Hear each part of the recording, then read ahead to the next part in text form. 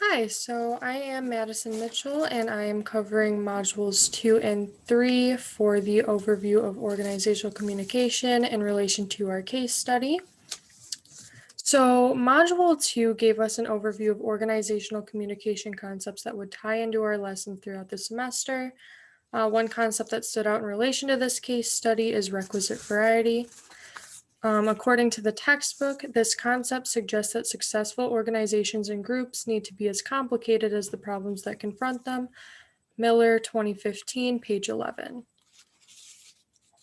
So, when the companies merged, that complicated their organizational processes, which brought the company's ethics into question.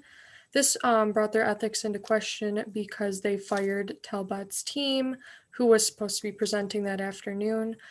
The reason that I believe they were ethically not in the wrong is because the merger had complicated everything by doubling their responsibilities. So, with that, they had to really decide who is going to benefit our organization the best. Also, with this same concept, people's motivations and their wants and needs have become more complex and complicated over time. So that also complicates the ethics of the case study as well.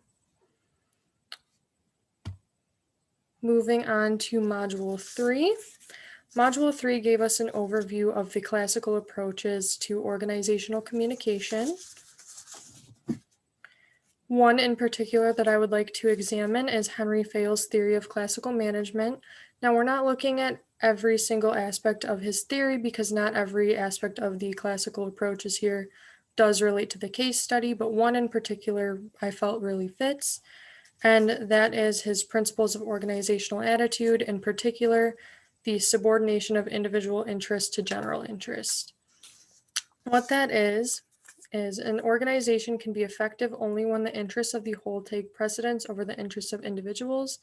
Thus, individuals must always consider organizational goals first. Miller, 2015, page 22. So, with this, Talbot had to protect her team's reputations by choosing whether or not to do the presentation or not. So, in order to protect the reputations of her team, we recommended that she does do the presentation because that is what the organization expects of her, because they still expect that she will put the needs of that organization before her own and before her team's. So, really, this can be looked at two ways. She is putting the organization's expectations before her own wants and goals, and putting her group's interest, her whole group's interest over her own.